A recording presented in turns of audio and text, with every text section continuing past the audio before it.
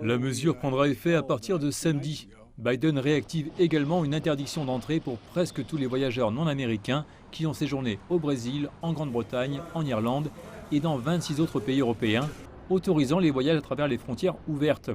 Un responsable des CDC américains a déclaré que les nouvelles restrictions visent à protéger les Américains contre l'infection et à réduire le risque de propagation de mutations dans le pays.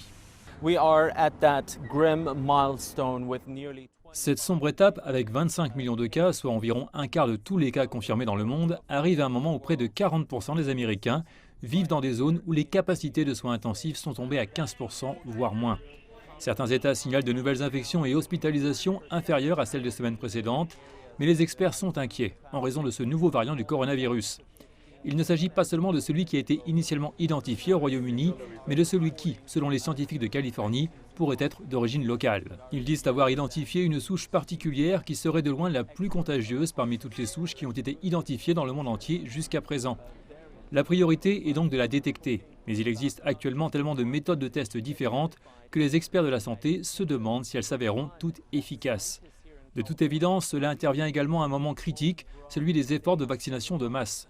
Le président Joe Biden a déclaré que ce serait le plus grand défi opérationnel auquel le pays ait jamais été confronté, à savoir inoculer 100 millions de personnes au cours de ses 100 premiers jours au pouvoir. Mais selon Xavier Beccella, pressenti pour devenir chef du département de la santé et des services sociaux, cela va prendre du temps.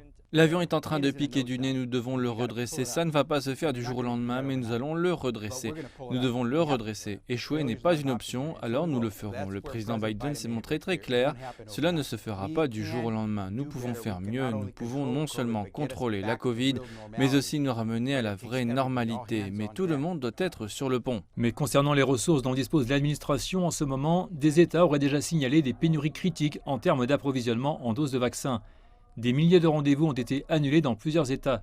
L'administration Biden prévoit d'injecter des milliards de dollars, à la fois en termes de tests et d'efforts de vaccination, pour essayer de mettre en place un mécanisme plus unifié et cohérent et qui serait placé sous une plus grande surveillance fédérale.